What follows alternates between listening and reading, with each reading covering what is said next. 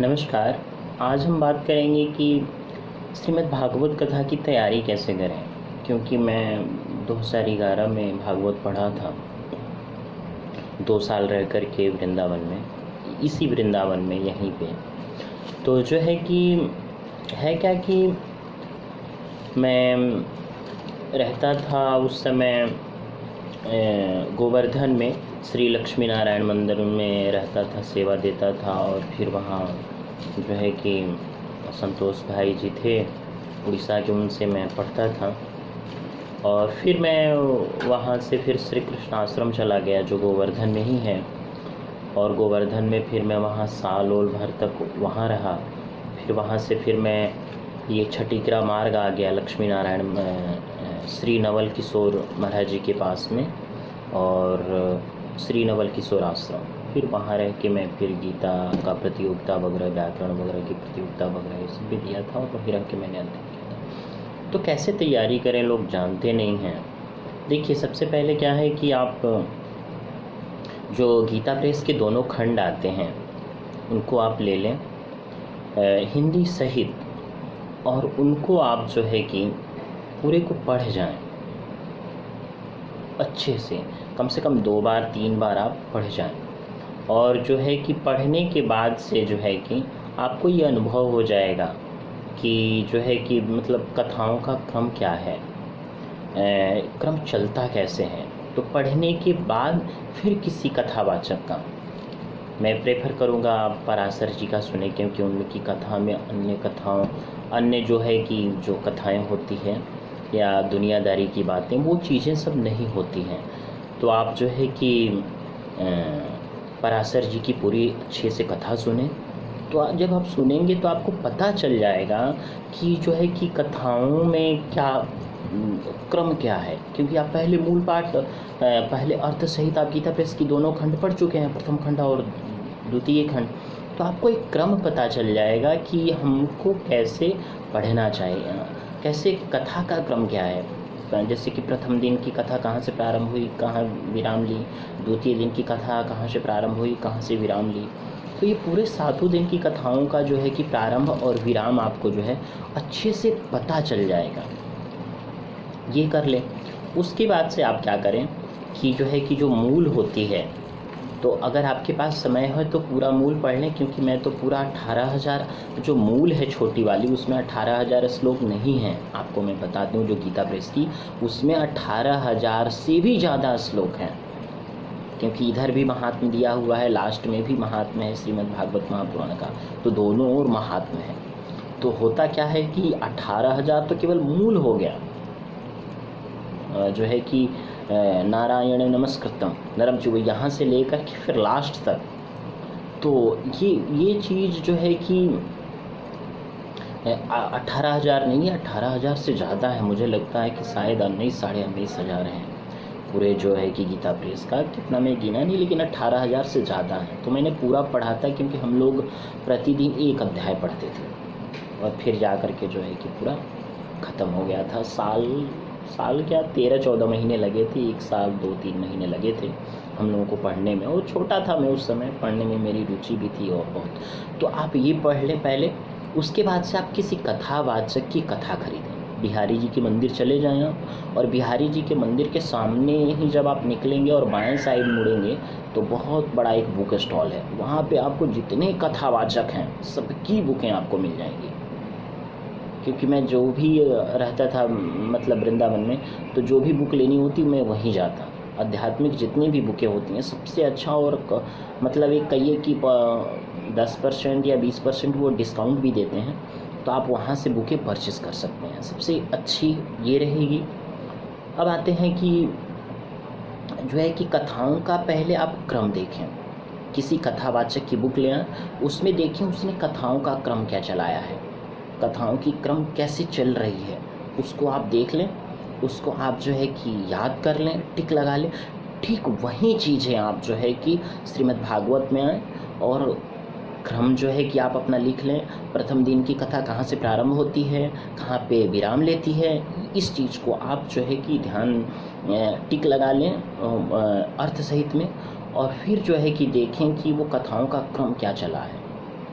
तो कथाओं के क्रम को टिक लगाने के बाद फिर जो श्लोक हैं उनको आप मार्क्स कर लें कि इन श्लोकों को याद करना। हमें पूरा श्लोक नहीं याद करने की ज़रूरत है। मतलब समझिए कि आज के कथावाचक तो अगर कुछ श्रेष्ठ कथावाचकों को छोड़ दें तो मुझे लगता है कि 100-200 श्लोक में ही पूरी कथा निपट जाती है और अन्य श्लोक अन्य क्षेत्र के श्लोक आ जाते हैं। तो उनको आप जो है कि मार्क्स कर लें और फिर उनको आप जो एक अलग जो है कि अपना एक डायरी में या कॉपी में लिख लें और फिर जो है कि आप उनको पढ़ें, रिवीजन करें और ज़ोर ज़ोर से गा करके आप पढ़ें। तो मतलब जो गला है वो खुल जाएगी या जो भड़ास है वो जो है कि आपकी जो भीतर की जो खराश वगैरह है वो सब निकल जाएगी। ज़ोर से पढ़ने से भीतर का जो तनाव होता है वो भी कम होता है। ये चीज़ आप कर लें। फिर छोटे छोटे पुर्चे बना लें, मतलब पॉकेट में मतलब जो है फाड़ फाड़ के रख लें कागज़ और उसमें श्लोक लिख लें। घूमते फिरते आप जो है कि कहीं अपना याद करते रहें, पॉकेट में रख लें, कहीं याद करते रहें, तो ये याद हो जाएगा। अब कथा में जो रंग जमाते हैं, चुटकुला बोलते हैं, कथाओं के अंतर कथाएँ आती हैं, चुटकुले आते हैं। तो इसके लिए क्या कीजिए कि आप जो जो कथाओं का क्रम है, कहानी है, तो उस कथाओं के क्रम कहानियों से रिलेटेड एक एक चुटकुले आप इकट्ठा करें, न्यूज़पेपर से या सोशल मीडिया से, कहीं से। इसी तरह कथा की तैयारी होती है। अगर आप अच्छा कथाकार बनना चाहेंगे तो ये, क्योंकि मैं तो इसमें काफ़ी समय दिया था, मैं भागवत कथा और श्री राम कथा दोनों पढ़ा हूँ मैं, लेकिन मेरे श्री राम में ज़्यादा रुचि है क्योंकि राम विश्व के पूरे ब्रह्मांड के सबसे बड़े जो है कि मर्यादित व्यक्ति हैं। राम से बड़ा मर्यादा पुरुषोत्तम ना कोई हुआ है और मेरी राम में ज़्यादा रुचि है। तो सबकी अपनी अपनी रुचि होती है, क्योंकि मेरे स्वामी जी कहा करते थे अगर किसी को संसार में आदर्श मानना है तो वो है केवल श्री राम। हर काम को करने से पहले आप श्री राम को अपने प्रत्यक्ष खड़ा कीजिए और देखिए कि उन्होंने उस कार्य को, उस भूमिका को कैसे किया है, और तब आप अपने कार्यों को प्रारंभ कीजिए उनसे शिक्षा लेकर के, उनसे प्रेरणा लेकर के। तो ये चीज़ आप जो है कि मतलब कर लें और फिर हर प्रसंग से एक एक अंतर कथा, जिस कथा के भीतर जो कथा आती है उसको अंतर कथा बोलते हैं। ये चीज़ जो है कि जैसे कि आपको एक रोमांचक या थोड़ी बहुत जो है कि कहिए कि एक प्रेरणादायक जो कथाएं होती है, क्योंकि भागवत में तो कथाएं प्रेरणादायक जो अलग से जो कथाएं होती हैं, जैसे आपने कहीं पढ़ा या इससे तो वहाँ की हर कथाएं हैं, लेकिन उन कथाओं को समझाने के लिए किसी अन्य कथा का सहारा लेना, उसको जो है कि अंतर कथा बोलते हैं। कथा के भीतर जो कथा आ जाए उसको अंतर कथा बोलते हैं, और फिर उस कथा के भीतर जो आ जाए उसको अंत्य कथा बोलते हैं। और फिर उससे संबंधित आप चुटकुले, थोड़े से हास्य प्रसंग, तो हर कथाओं से, हर प्रसंग से रिलेटेड आप जो है कि 4-4, 5-5 चुटकुले इकट्ठा कर लें और उसको वहाँ पे हाइलाइटर ले आएँ। आप जो है कि ग्रे कलर का या रेड कलर का, 2 कलर का हाइलाइटर लें और उसके मध्य में वो इस प्रसंग से संबंधित ये चुटकुला है, इस विषय से संबंधित ये अंतर कथा है, उसको लिख करके आप उसको हाईलाइट कर दें। जब आप हाईलाइट कर देंगे तो वो क्या हो जाएगा कि वो आपको याद रहेगा कि ये किस कथा के अंतर्गत आने वाली कथा है। ये चीज़ हो गया। और दूसरी बात है कि जब आप कथा प्रारंभ करते हैं तभी से आप संगीत सीखना शुरू कर दें, क्योंकि संगीत जो है 4 दिन में आने वाली चीज़ नहीं है। संगीत के लिए आपको लंबी रियाज करनी पड़ेगी, और उसके लिए सबसे अच्छा मैं कहूँगा कि आप राजेंद्र दास जी महाराज जो मलुक पीठाधीश्वर, उनकी कथाएं सुने। वो एक श्रेष्ठ स्तर की कथा कहते हैं, तो इनको आप तैयार कर लें। उसके बाद से आप भक्त चरितांक ले आइए। सारे भक्तों का चरित्र जो है कि आप खास करके जो भागवत कथा के मध्य जो भक्त हैं उनका चरित्र पढ़ जाएं, और जितने राक्षस भक्त हैं उनका भी चरित्र आप पढ़ जाएं, और जो वर्तमान के युग के जो हैं उनको पढ़ जाएं। दूसरी बात, उसके बाद से आप ले आइए जो है कि तत्व विवेचनी, ये हनुमान प्रसाद पोदार जी की है, तो तत्व विवेचनी ले आइए। तत्व विवेचनी को आप अच्छे से पढ़ जाइए। उसके बाद साधन सुधा सिंधु, ज्ञान योग, भक्ति योग, कर्म योग, तीनों से संबंधित कई प्रकार से भगवत प्राप्ति होती हैं, इनको आप अच्छे से पढ़ जाइए। उसके बाद से आप गीता, अर्थ सहित गीता लें और 1 अध्याय रोज गीता, शुरू से ही जब से आप भागवत पढ़ रहे हैं तब से 1 अध्याय गीता रोज आपको पाठ करके ही अर्थ सहित, और फिर आपको अपने भागवतों को पढ़ना है, या सुबह पढ़ लें, शाम पढ़ लें, ये चीज़ आप करें, ये करें। उसके बाद से आप क्या करें कि जो भक्तमाल के जो 4 पार्ट होते हैं, भक्तमाल खंड 1, खंड 2, ये 4 प्रकार के भक्तमाल होते हैं। तो भक्तमाल में भगवान की जो कथाओं का भगवान के अवतारों का जो क्रम है और किस तिथि को हुआ, कब हुआ, इसको आप जो है डायरी में नोट डाउन करते जाएं और लिखते जाएं। तो ये जब आप कर लेंगे तो बहुत अच्छा जो है कि मतलब आपका कथा तैयार हो जाएगा।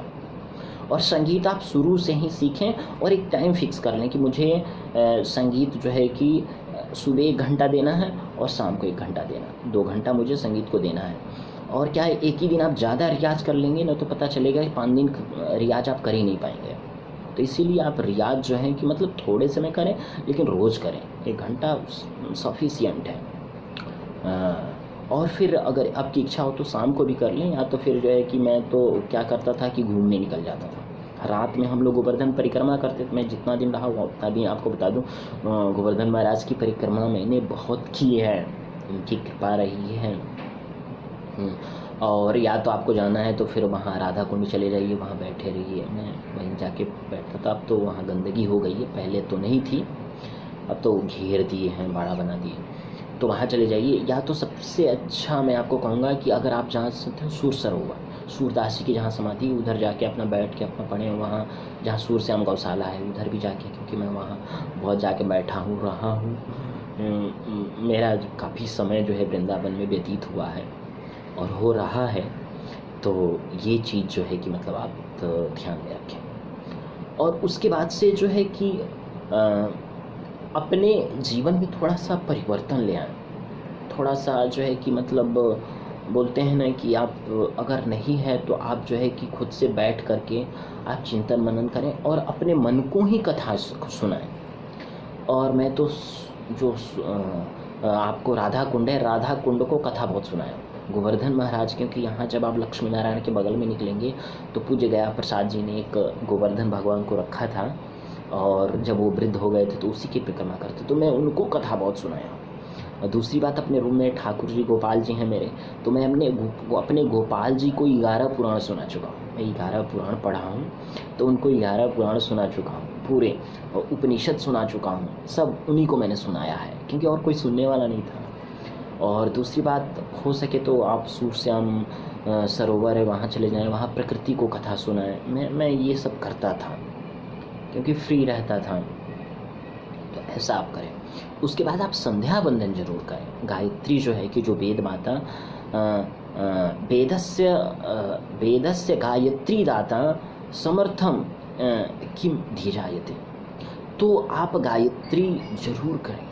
अगर आप गायत्री नहीं करेंगे तो समझिए कि जो है कि आप श्लोकों को याद कर पाना, श्लोकों का शुद्ध उच्चारण कर पाना ये मुश्किल है। लोग कहते हैं कि देखिए पढ़ाई से सब कुछ होता है, ये पूजा पाठ से कुछ नहीं। देखिए ये चीज़ जो है ना अनुभव की चीज़ें हैं। साइंस कितना भी आगे हो जाए, विज्ञान कितना भी ऊपर बढ़ जाए, लेकिन जो है कि वो जो अनुभव की चीज़ें होती है ना, वो आपको करने के बाद ही पता चलेगा। जैसे विवाह होने के बाद जो है कि एक विवाहित व्यक्ति जो अपना दुख व्यक्त करता है, कभी दुख आता है तो जिसकी विवाह होती वो उस दुख को समझ सकता है, लेकिन जो शादीशुदा नहीं है तो वो तो आपको जो है कि संवेदना जताएगा, लेकिन उसको कुछ फर्क नहीं पड़ने वाला है, ऐसा होता है। तो इसीलिए आप जो है कि आप जो है कि ठाकुर जी को अपना जो है कि सुनाइए और संध्या वंदन कीजिए।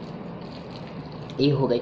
उसके बाद से अगर आप कहीं जा रहे हैं, किधर जा रहे हैं, कोई सैर मिला या कुछ मिला तो उसको आप नोट डाउन कर लीजिए। उसके बाद से आप 2 चीज़ ले आए। गीता प्रेस की पदावली आती है हनुमान प्रसाद पोदार जी की, तो उन पदों को जो है कि आप उन पदों को आप बढ़िया से पदों को जो अच्छे अच्छे पद हैं, जो रिलेटेड पद हैं, वो चीज़ आप कर लें। उसके बाद से जो है कि सूर सारावली, उसको भी आप पढ़ते रहें। उसके बाद से आप ले आएँ कबीर के दोहे। कबीर के दोहे आता है अजय कुछ प्रकाशन का, तो वहाँ जाके कबीर के दोहे ले आएँ। कबीर के दोहे पूरे जो साखी हैं आप पूरे साखी पढ़ें ये। और फिर आप जो है कि रहीम के दोहे ले आएँ, उनको आप पढ़ें। और फिर एक आती है आपको जो है कि अवधेशानंद गिरी जी जो महाराज है महामंडलेश्वर जूना पीठाधीश्वर, तो उनकी एक बुक आती है।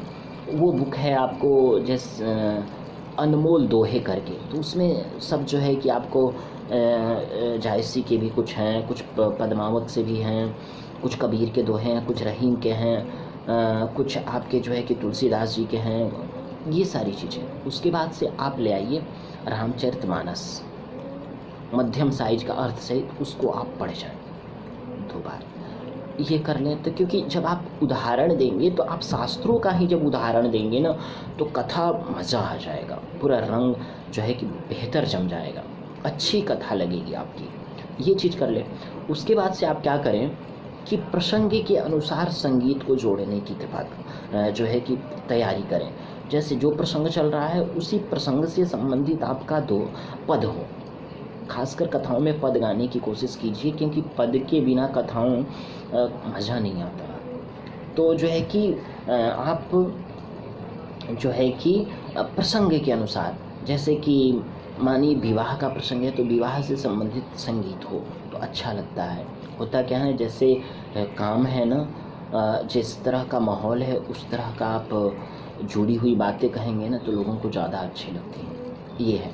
दूसरी बात से आप जो है कि आज की जो मतलब जनता है, वो देख रहे हैं संगीत ज़्यादा चल रहा है प्रचलन में, संगीत के बिना कुछ भी जो है कि हो पाना बहुत मुश्किल है। तो संगीत पे ध्यान दें, और जो है कि आप एक तानपुरा आती है इलेक्ट्रॉनिक, उसको ले लें, और जब आप धीरे धीरे पेटी से जब आप रियाज करने लगते हैं, तो धीरे धीरे आप उस चीज़ को छोड़ के आप जो है कि तानपुरे से अपना रियाज प्रारंभ कर दें, और रियाज को बढ़ाते जाओ। और जो खास संगीत में होता है, शब्द की फ्रीक्वेंसी एक प्रवाह के आधार पे होनी चाहिए, उसको आप करें।